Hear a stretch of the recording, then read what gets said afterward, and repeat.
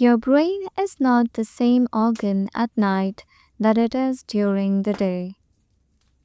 It's not just quieter, it's not just slower, it's different. During the day, your brain is busy. It's a conductor of chaos, task lists, conversations, problem solving, errands, notifications, emails, choices. It juggles dozens of competing priorities just to keep you functional. Like a city in rush hour, your waking brain is fast, noisy, efficient, and most importantly, distracted. But at night, the city empties out, the noise fades, and something ancient begins to stir. When the sun sets and external input drops, your brain enters what scientists call a default mode network, a state where your attention turns inward. You're no longer focused on the world outside, but the world within. That's when you begin to feel. Biologically, this shift happens as a part of your circadian rhythm. As melatonin rises and cortisol drops, your body starts preparing for rest. Your muscles unwind, your heart rate slows, your breath deepens. But while your body prepares to shut down, your brain doesn't just fade away. Instead, it begins a different kind of work, the work of integration.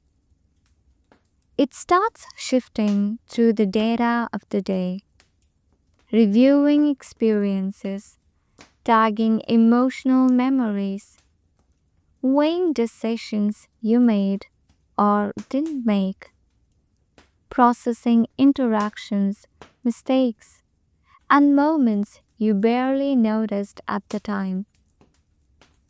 In this space, feelings long suppressed are no longer blocked by adrenaline or urgency. They rise, they echo, they finally get a chance to speak. You're not just getting tired, you're being summoned to a kind of emotional reckoning. Neuroscientists have found that the default mode network becomes most active during rest, especially just before sleep. It's the brain's version of whispering secrets to itself. And those secrets, they are often not cheerful ones. You may notice a past embarrassment replaying like a movie, a future fear looming like a shadow, a wish that something or someone had turned out differently. At night, your brain stops editing, it stops filtering. The protective walls fall down, and your real thoughts, the vulnerable ones, walk freely. Some call it overthinking, but really, it's overfeeling. Have you ever wondered why memories from years ago, even decades, come rushing back right before you sleep? This has to do with how your hippocampus and amygdala interact during rest. The hippocampus stores memory. The amygdala tags emotional significance. At night, these two areas fire in quiet harmony.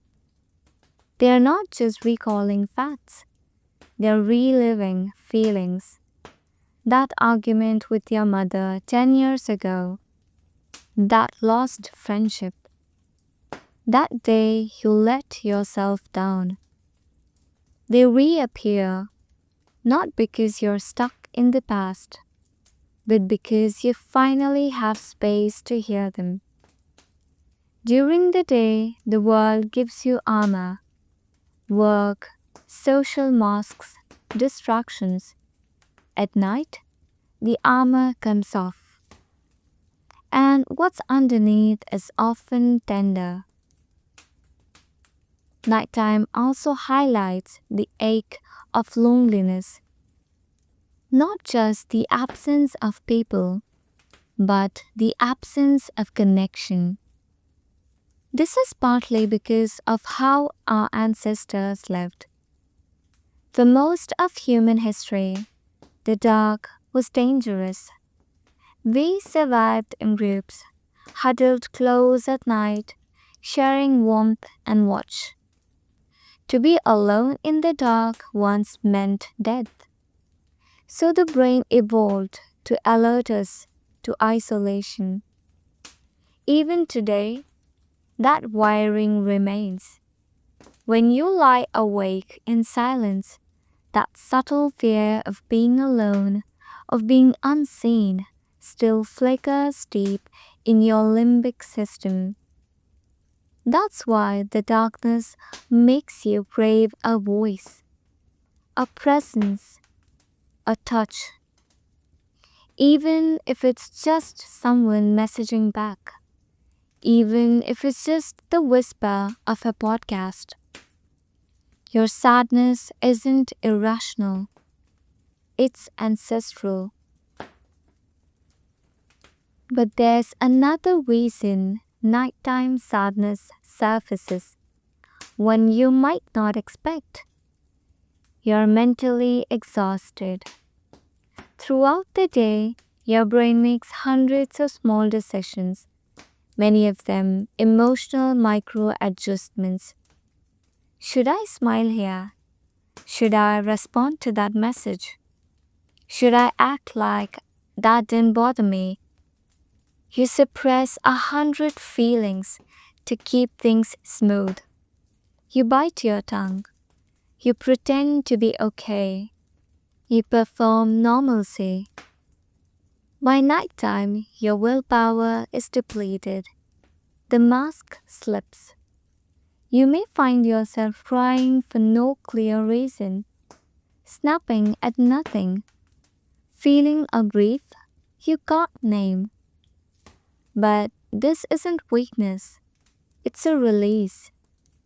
The dam finally breaks when your cognitive muscles relax. And what comes flooding out is what you've been holding back all day, all week, maybe even all year. In the dark, your mind has fewer distractions to project onto. No bright screens, no conversations, no small talk, just you. That's why it feels like the night knows you. It becomes a mirror, not of your appearance, but your truth. Unlike any mirror, it doesn't lie. What you might see hurt. It might make you ache. But that doesn't make it bad. It makes it honest. The nighttime brain is not only where pain resurfaces, it's where healing begins. This is the same mental space where artists find inspiration, poets find their voice, inventors dream, children imagine. Sadness at night is the twin of creativity, of reflection, of depth. So if you feel heavy when you lay down, if you feel like crying for reasons you can't explain, it may not be because you're broken. It may be because you're finally real. Now that we understand how the brain changes at night, we can begin to explore the next mystery. Why does your mind race with regrets? The ghosts of memory, why regret visits before sleep. You close your eyes, but your mind opens the door, and through it walks a memory, one you haven't invited. Maybe it's from a year ago, maybe from childhood, maybe something you thought you had long forgotten. But there it is, vivid, sharp, and oddly specific. You feel it more than see it. A conversation you wish you had handled differently. A choice you didn't make. A person you hurt or who hurt you. And just like that, regret takes the shape of a ghost. Not loud, but persistent. Why does this happen? Why do painful memories rise right before sleep? The answer lies in how brain stores and revisits emotion. During the day, we push aside discomfort to survive. We postpone grief. We deny mistakes. We numb shame. But at night, when the neocortex rests and the limbic system gains influence, the emotional center becomes dominant. The mind begins to reprocess old data. This is not always a conscious act. It's not that you want to revisit that argument from 3 years ago. Your brain is just attempting to make sense of unresolved feelings. It is an emotional filing system, but with pages left unfiled. Studies in neuroscience show that emotionally charged memories are stored differently from neutral ones. They get tagged by the amygdala, a structure linked to fear, sadness, and survival. And these tagged memories tend to resurface during rest. Sleep doesn't just erase stress, it brings up unfinished business. That's why something trivial, a comment, a look, a silence, can echo so loudly at 2 a.m. Your subconscious is still trying to understand it, still trying to figure out what it meant, still trying to rewrite what can't be changed. People say time heals all wounds, but time does nothing without integration. If you ignore a cut, it festers. If you ignore a memory, it haunts. The sadness you feel at night is often the sound of a memory trying to tell you, I still matter. I'm still here. We are trained to move on too fast. Get over it. Stay strong. Be positive. But some parts of you don't want to move on. They want to be acknowledged. They want to be mourned. Among all emotions, regret is uniquely human. It involves self-reflection, moral reasoning, empathy, and the ability to imagine alternate realities. The infamous what if. And night is the perfect backdrop for what if. What if I had said yes instead of no? What if I hadn't let them go? What if I'd stood up for myself? What if I never become who I'm supposed to be? In daylight, you keep walking, but in darkness, the path splits into 1,000 imagined roads, all of which you didn't take. It's not weakness, it's part of a sophisticated mind, one that can grieve not only what happened, but what didn't. Have you noticed how many nighttime regrets are childlike in nature? Sometimes the sadness feels older than you or younger, like it belongs to a version of you from years ago. That's because the brain doesn't just store memories, it stores emotional states. At night, when your defenses are down, those younger versions of you re-emerge, not as literal flashbacks, but as emotional flashbacks. The feeling of not being good enough, the ache of being left out, the sting of not being understood. You might not remember the moment, but your body remembers the feeling. And when the lights go off, those feelings find their voice again. There's a reason your brain replays certain memories over and over again. It's not trying to punish you, it's trying to solve a puzzle.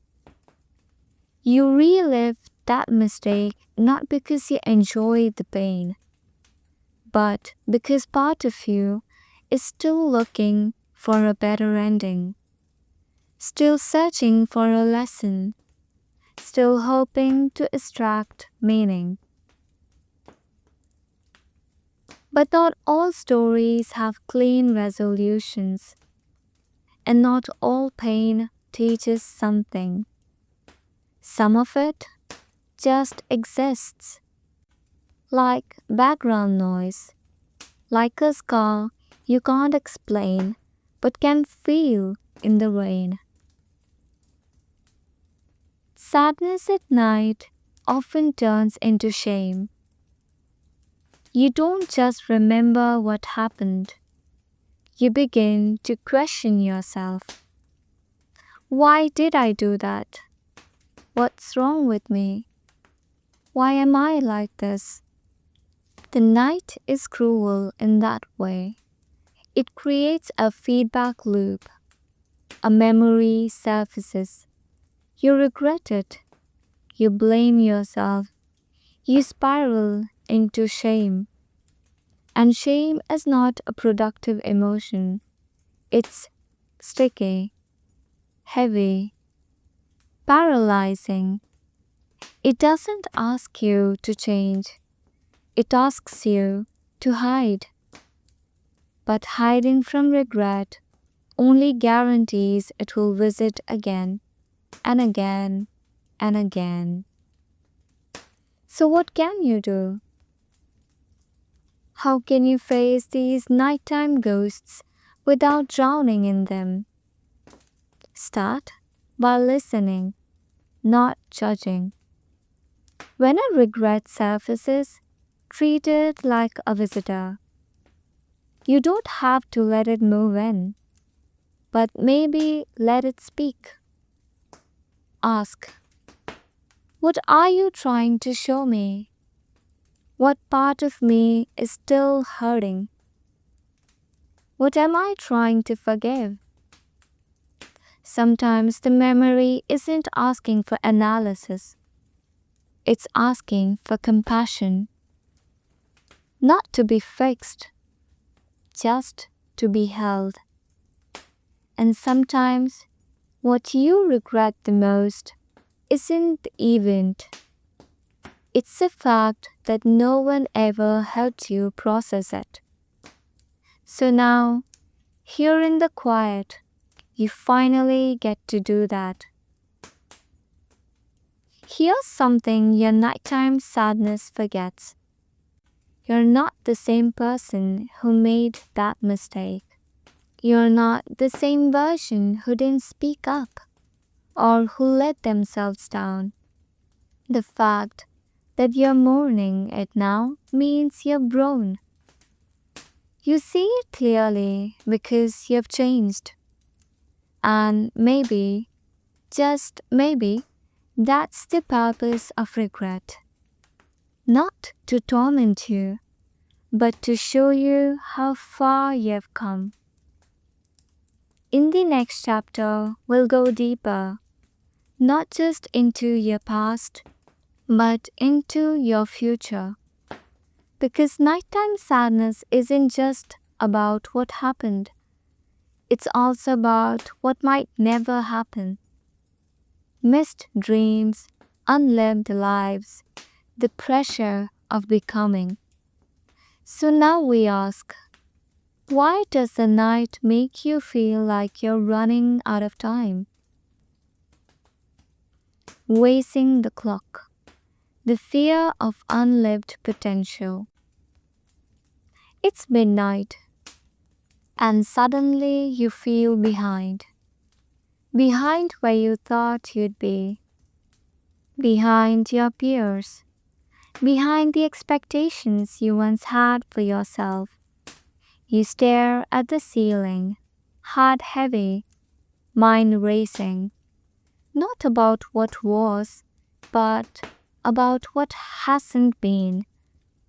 The career you didn't pursue, the book you never wrote, the love you lost or never found, the version of yourself you still haven't become.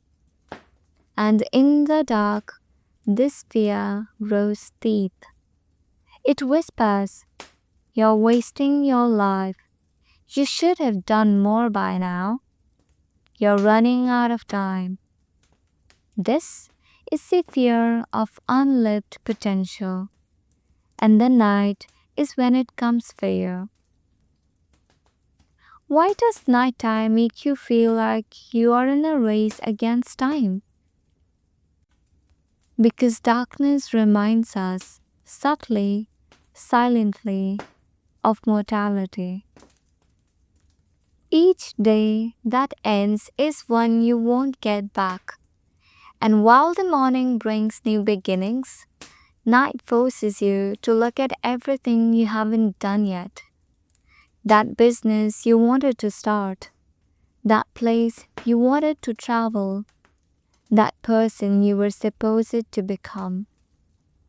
At night, those unmet dreams feel closer to endings than beginnings. This feeling is not delusion. It's not self-pity. It's existential awareness. Your mind is registering a deeper truth. Life is finite, and time slips. Here's how you should know. The human brain is terrible at time perception. It compresses, stretches, distorts. Have you ever noticed how entire years of your life feel like blinks? While one embarrassing moment from a decade ago feels present? This is because emotional intensity, not minutes, dictates your memory of time. When your present doesn't feel emotionally rich, when it feels like you're coasting, surviving, enduring, your mind starts scanning for meaning. And when it can't find meaning, it panics. That panic feels like sadness, like failure, like being lost. But really, it's your mind saying, "This can't be it, can it?" In modern society, ambition has become spiritual. It's no longer just about achieving goals. It's tied to your identity. You're not just expected to survive. you're expected to become something. And if you're not actively doing that, if you're not chasing, building, climbing, you feel behind, even worthless. So when the night falls, all the productivity stops and the performance ends, you're left with the gap. The gap between who you are and who you think you should be. That gap, that's where the sadness lives. You've built a silent timeline in your mind. By 25, I'll have figured it out. By 30, I'll be successful. By 35, I'll be married with kids. By 40, I'll feel peace. But when you reach these milestones and the feeling doesn't arrive, you start to question everything. It's not just disappointment, it's a kind of identity crisis. And nighttime, it accelerates that crisis. Because there's nothing distracting you from the truth that maybe you don't know where you're going. And maybe that's okay. But in the stillness, it doesn't feel okay. It feels like failure. One of the most toxic habits we carry to bed is comparison. Not always consciously, but subtly, invisibly. You saw someone post their engagement, their career win, their weight loss, their success. You scroll by it, tell yourself it's fine, you're happy for them. But then, at night, the ache shows up. Not because you hate them, but because you're terrified you're being left behind. You imagine other people sleeping peacefully with their lives in perfect order, while you're awake, tangled in uncertainty. But the truth? They are lying in bed with their own quiet grief too. Their own what ifs, their own unmet dreams. Comparison lies, and at night it lies loudest. Here's something we don't talk about enough. Sometimes you're not sad because you have done nothing. You're sad because you've done everything right and it still doesn't feel like enough. You followed the rules. You hit the marks. You built the resume, and yet, inner ache is still there. Because real peace doesn't come from achievement, it comes from alignment. And if your life is misaligned, if your actions don't match your values, then even your wins feel hollow. Night makes the hollowness obvious. No applause, no performance, just you asking, why don't I feel full? There's a unique kind of sadness most people don't recognize. The grief of unlived lives. The version of you who became an artist. The version who traveled the world. The version who said yes instead of no. We don't just mourn people, we mourn possibilities. At night, you don't just feel sad, you feel bereaved. Like you've lost something intangible, something beautiful, something that could have been. And sometimes that grief is justified, not because it's too late, but because it matters. Because your unlived life is still calling. But what if the ache is not an enemy? What if it's a compass? What if your nighttime sadness is simply pointing towards something you still want, something you haven't given yourself permission to pursue? That hobby you keep pushing aside, that truth you haven't told, that new start you think you don't deserve. Sadness, when met with curiosity, becomes clarity. And clarity? That's how you find your way back to meaning. Let this chapter close with one gentle reminder. You are not behind. You are not failing. You are not too old or too far gone. You are still becoming. And the fact that your sadness knows something's missing, that's not a curse. It's your soul reminding you there is still more for you. Longing in the dark, the ache for love and connection.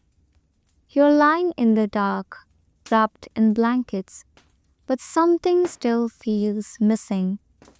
Not physically, emotionally. It's a presence, a connection, a warmth you can't quite name. Maybe it's someone you love who isn't here. Maybe it's someone who never truly was, or someone who used to be but isn't anymore. And in this silent hour, you ache for them. Not with desperation, but with quiet intensity. You want to be held, heard, understood. This is longing, and night is its favorite hour. Humans were never meant to be alone. Let's start with something simple but profound. You are biologically wired to need others. From birth, your survival depended on closeness to a caregiver, a protector, a tribe. To be touched, to be seen, to be known. That need didn't fade with age. It simply grew quieter, more sophisticated, more hidden behind schedules and roles and responsibilities. But in the silence of night, it returns. Your longing is not weakness, it's human architecture. At night, when the world stops touching you, no voices, no screens, no faces, your body begins to remember the last time it felt truly close to someone. And if that memory is distant, or painful, or incomplete, sadness rushes in to fill the space. The brain doesn't just crave logic, it craves belonging. Studies show that emotional and physical pain activate the same neural pathways. That means a lack of affection, closeness, or meaningful interaction doesn't just feel emotionally bad, it feels like a bruise. Loneliness is pain, and the dark is its amplifier. At night, you may feel like you miss a person, but sometimes what you miss is a version of yourself. The you who was loved, the you who was excited about someone, the you who believed in connection. This makes longing so tricky. It wears many faces. You may grieve an ex, a parent who never saw you, a friendship that quietly faded, a stranger you never got to know. But what you're truly mourning is the feeling they gave you: safety, warmth, aliveness, belonging. That feeling lives in your body, and when it's gone, your nervous system notices. Let's talk about attachment. Your early life shapes the blueprint of how you relate to others. If your caregivers were attentive and safe, your attachment becomes secure. If they were distant, critical, inconsistent, or unavailable, you may develop anxious or avoidant patterns. And these patterns show themselves most clearly in intimate silence.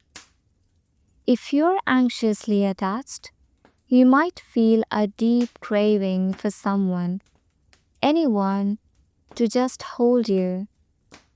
If you are avoidantly attached, you might ache for closeness, but flinch at the idea of being truly seen. Nighttime removes distractions and exposes the raw code of your emotional programming. It shows you what you need, even if you don't know how to ask for it. The phantom of the one. Many people, especially at night, find themselves imagining a perfect other, the one who would understand, the one who would stay, the one who wouldn't leave. This is not fantasy. It's a psychic placeholder for the connection you're still waiting for or mourning. Even if you are in a relationship, you might feel this. It's not necessarily about romance, it's about recognition, the deep human desire to be seen fully and loved anyway. And when that isn't present, or when it once was and is now gone, the heart creates shadows. Shadows of people who might have filled the space. Shadows of people who once did. Have you ever caught yourself having full conversations in your head late at night with someone you miss, or someone you've never met, or someone who's gone? This is a form of emotional rehearsal, your mind trying to simulate connection in the absence of real interaction. It's how your psyche protects itself from the ache of total isolation. And though it may feel strange, it's actually beautiful. Your mind is trying to keep you company. It's saying, if no one's here to talk to me, I'll create someone who will.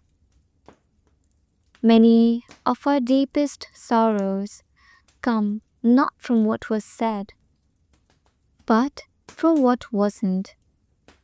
The apology you never gave, the forgiveness you never received, the confession you buried, the closure that never came. These unsaid words become emotional residue, and night brings them to the surface. In the stillness, your mind revisits the conversation you never had, that door that never closed, that wound that never healed. It's not because you're obsessed, it's because you're unfinished. And your longing is a signal. It's still something your heart wants to say, even if it's only to itself. Strangely, we live in the most connected era in human history, and yet so many people feel profoundly alone. Nighttime reveals this contradiction. You might scroll past hundreds of faces, but none of them know you. Not really. We've replaced depth with quantity, noise with intimacy, notifications with presence. So when the world goes silent, you realize how little of your inner life is shared with anyone. And that realization hurts. Here's the thing about longing, it tells the truth. The truth that you are a being built for relationship, for closeness, for trust. And if you have gone too long without that, your sadness is not dramatic, it's accurate. At night, you don't need to be strong. You don't need to convince yourself you're fine. You can simply admit, I want to feel close to someone. I want to be held without having to explain myself. I want to feel chosen. That honesty, it's healing in itself. So what do you do with this longing? Start by recognizing it's not here to punish you. It's here to guide you. Ask yourself, what kind of connection do I crave most right now? When was the last time I felt truly seen? Is there a safe place, a person, a practice, a space where I can feel more whole? And if no one's available right now, create rituals that remind your nervous system you're not alone. Write letters you'll never send. Speak aloud to your younger self. Listen to music that makes you feel held. Breathe deeply. Light a candle. Make space. Your longing isn't a void, it's a compass, and it always points towards love. In the next chapter, we go deeper into the existential, because sometimes the sadness before sleep isn't about love or regret or even memory. It's about meaning. It's the question that whispers when all others go quiet. Does any of this matter? Meeting yourself, the self that only night reveals. It's quiet. The notifications have stopped. The performance is over. No one is watching. No one is asking anything of you. Just you and the dark. And whatever's left when all else fades. This is the part of night that isn't about regret or longing or even grief. It's about meeting yourself, the you that only reveals itself in stillness. And for many, that's the scariest part. Nighttime is a mirror, not the kind with lights or filters, not the kind you check before a meeting, but a psychological mirror, one that reflects your patterns, your instincts, your inner narrative, your unmet needs, your hidden truths. It shows you who you are when no one else is in the room. And that reflection, it can be humbling, beautiful, disturbing, honest. During the day, you're layered. You wear identities like coats. I'm competent. I am fine. I'm strong. I'm busy, I'm successful, I'm okay. But at night, those layers peel off, and underneath, you might find someone lonely, or angry, or grieving, or lost, or surprisingly peaceful. You never quite know what version of yourself will rise, because the truth is, you're many people at once, and the night doesn't choose which one appears. You do. The mystery of self. We like to think we know ourselves, but selfhood isn't a static object. It's a moving target, a constellation, a song still being written. And when all distractions fade, the question becomes, who am I really? Am I the role I play? Am I my thoughts? Am I my traumas? Am I my hopes? Or am I the awareness behind all those things? This question isn't meant to be answered. It's meant to be lived. And at night, you start to live it. When there's no one to impress, who do you become? Do you finally allow yourself to cry? Do you laugh at something small and strange? Do you speak aloud just to hear your voice? Do you return to a memory not with pain but with love? Those are not breakdowns, they are breakthroughs. Tiny moments where the curtain lifts and something real steps through, something you. One reason people might fear the night is because it reveals what they have been avoiding.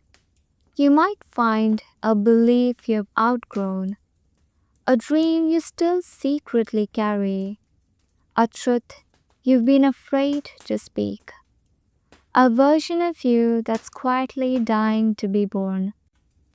Those realizations don't scream, they whisper. But in a world full of noise, whispers can feel deafening, especially when they say, you're not who you pretend to be, you want more. You miss someone, you're capable of something beautiful. You're allowed to change. Solitude and loneliness aren't the same. Loneliness is the ache of absence. Solitude is the presence of self. At night, when you choose solitude, you create intimacy, not with others, but with you. You begin to know how your mind moves, how your heart pulses, how your wounds speak, how your spirit breathes. This is not narcissism, this is connection to the one person you've guaranteed to live with forever, yourself. The holding. You're not broken, you are becoming.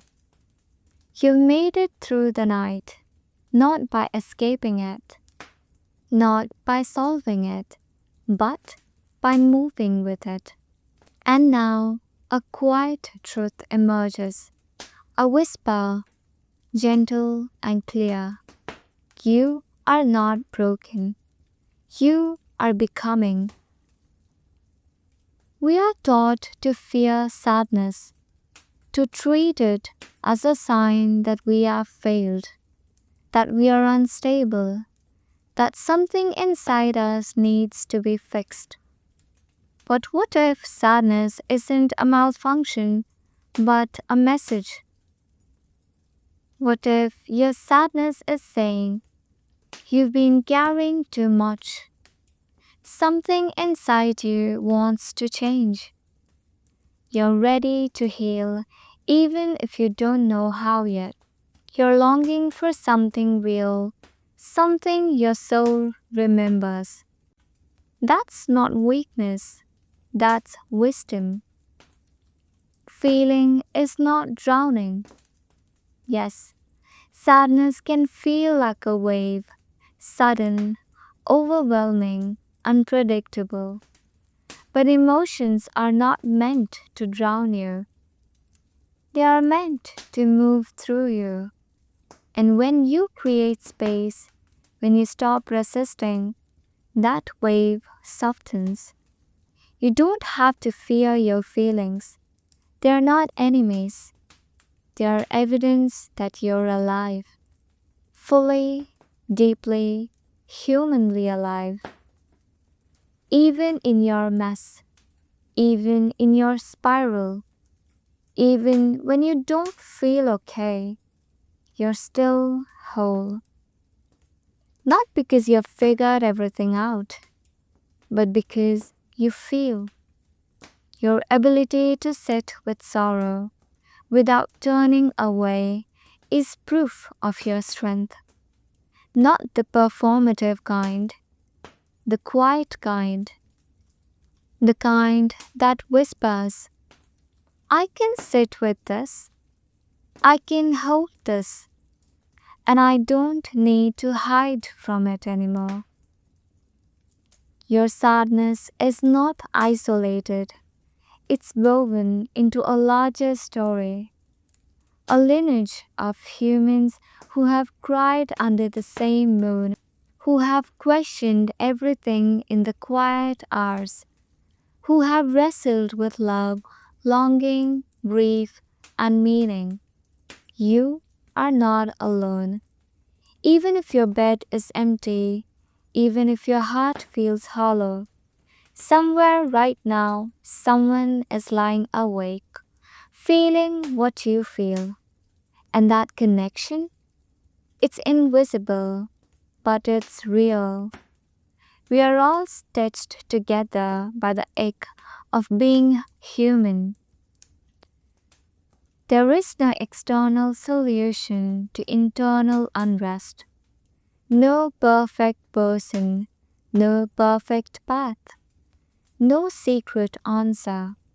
But there is a light, and it lives inside you. You've felt it before, in moments of laughter, in a kind glance, in a song that made you cry, in a memory you never expected to matter. That light is you. It's not gone, just sometimes buried under fear. Let your sadness clear space for it again. You don't need more discipline right now. You don't need tougher skin. You don't need to prove yourself. You need gentleness from yourself to yourself for yourself. Let this be your lullaby. You are not a burden. You are not behind. You are not too much. You're exactly where your healing begins. The process of becoming isn't a straight line, it's a spiral. It looks like crying at midnight. It looks like not knowing who you are anymore. It looks like walking away from what once felt safe but no longer fits. That confusion, that sadness, it's the shedding of what you are not. So you can step into what you are. And the night, far from being your enemy, is helping you do that. It's a cocoon, a quiet, sacred pause before flight.